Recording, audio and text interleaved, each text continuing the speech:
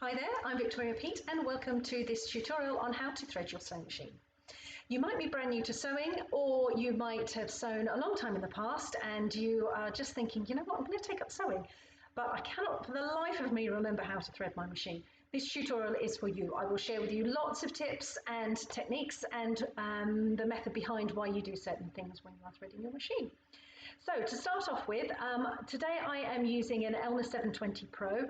It's got a few differences to some machines, but essentially all machines are threaded in a really similar way. So hopefully you will pick up some tips and you'll be confident to get your machine threaded and get you sewing. Right, so let's have a look at the machine and the thread that I am using. The thread I've got here, I've got a big sewing project on the way, so I've got a nice big large spool of thread. You will need to thread your machine starting off with your spool of thread loading either on the back of the machine here on a vertical post, or you will have one horizontal at the back. So you'll either pop it on here or you will have one that sits on here. What you do need to do though is to know and check your user manual as to see which way the thread needs to come off the spool. So for my machine, I know that the thread needs to be wound off the spool from the back, but you might find that you need to swap your spool over and the thread needs to come off the front. Again, the same thing is if you are going horizontally. If you thread the horizontally, does your thread come off the bottom, or do you need to swap it round and it needs to come off, off the top? So you just need to make sure you know which way round and which way is up for your particular brand of machine. Mine, the thread needs to come off the back, so I need to make sure that my spool goes on this way up. And then on the top, I'm just going to place a spool cap. This just stops when you're doing fast sewing from this all bouncing around all over the place. If you put your cap on, that will just give it a little bit of security and stop it jiggling around quite so much. What I need to do next with my machine is I've got a little guide at the top, don't worry about that.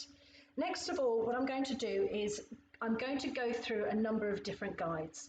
So I'm going to go, and these should be numbered on your machine. You should go normally from a little guide here, around the back here, through a guide here, down, up, through the thread uptake lever, down, and through a couple of guides at the bottom. So I'm going to start off with, I'm going to go through this one here, and then I'm going to come across and I'm going to go behind this one here.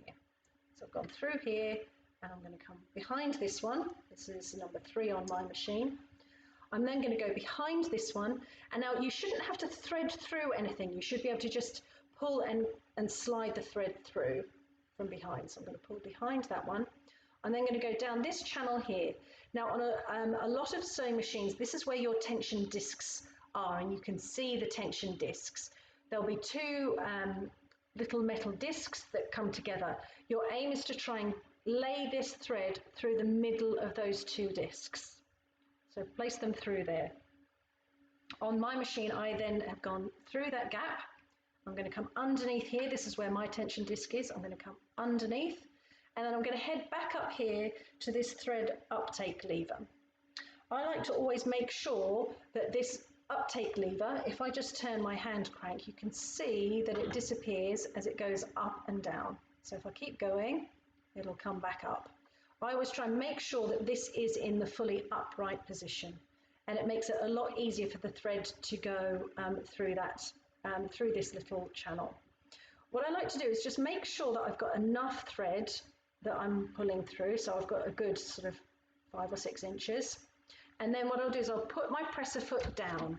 And once I've put that down, you'll see that I can't pull any more thread because I've engaged my tension discs. That makes it easier to get the thread through this uptake lever. So I'll just go round the back and forwards. And you'll see on your machine, you should have a guide. It will tell you to go round the back.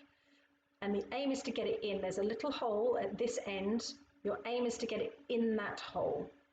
I'm then going to bring the thread back down. So if I flip the camera again, we're going to come back down this side. And our aim here is now we're going to go through the relevant channels down here. So I'm just going to move the other camera back so that we can see.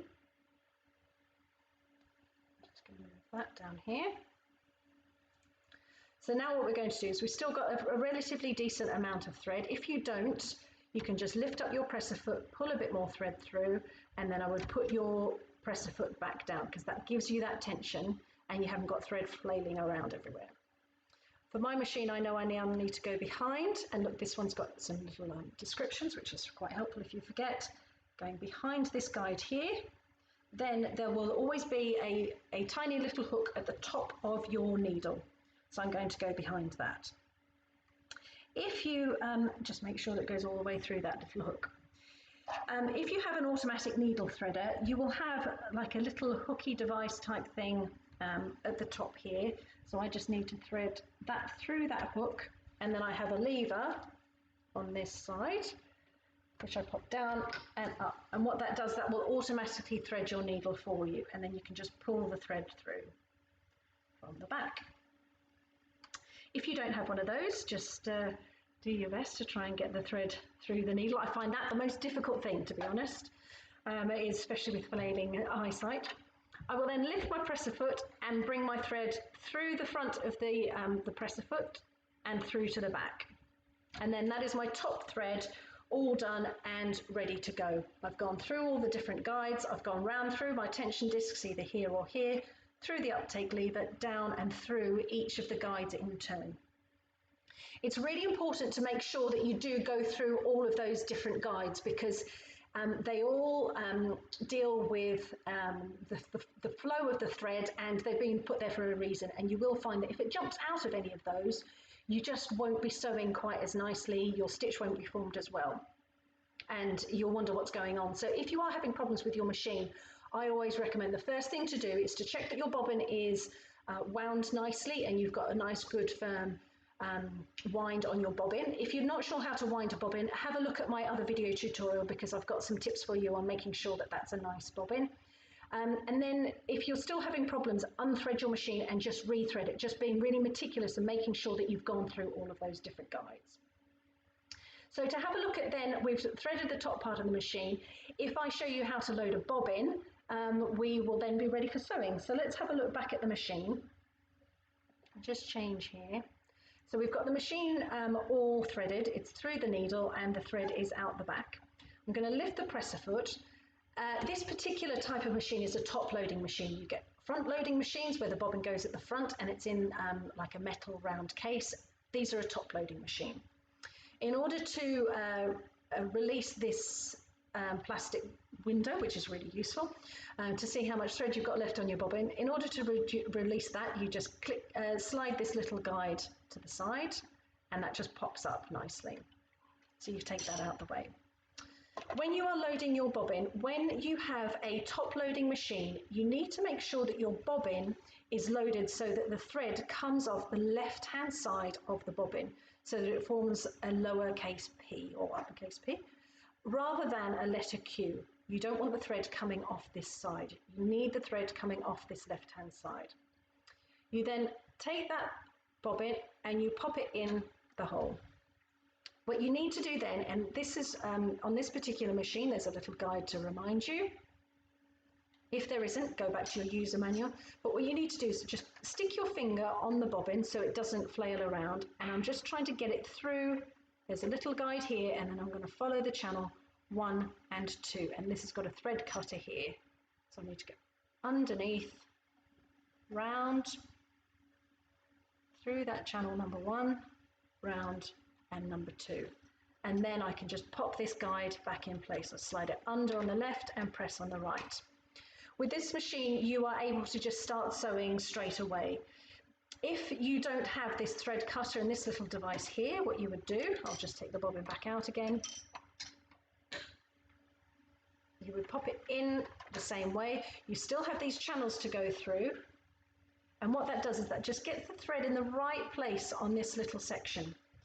What you can do then is you can hold your top thread, so your presser foot is up, hold your top thread, and you hand crank the machine towards you. You're holding the top thread, and you'll just be able to see that the thread whips over the bobbin. You can just see it there, just going across the top of the bobbin, and it's collecting that thread.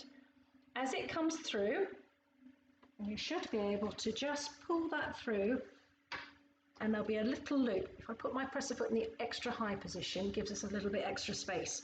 You can just see here how it's pulling through that bobbin thread, just a little loop, and you can pull that to bring that loose end. So that's if you don't have a machine that will let you to start sewing straight away. Once you've got your top thread and your bottom thread, you can pull both of those through and through to the back of the machine and pop in your case. So that should allow you to then be able to just start sewing straight away. So hopefully that's of use to you. As I mentioned earlier in the video, if you've got a problem with your machine, unthread it and load everything again. Make sure that your make sure your bobbin is really nicely wound. Don't put loads and loads of different colours on it, which I do. Try and do one colour and rewind and get rid of any old thread. Try and make sure that your bobbin's nice and lovely, nicely wound, and make sure that you have followed all those guides on your machine, because that will make sure that you are stitching nicely. Thank you very much for watching. Have a look on YouTube, subscribe to my channel. I've got lots of tips and techniques on both general sewing and patchwork and quilting. Follow along. It's been great to see you. Thank you very much for watching, and I will see you again next time. Cheerio. Bye.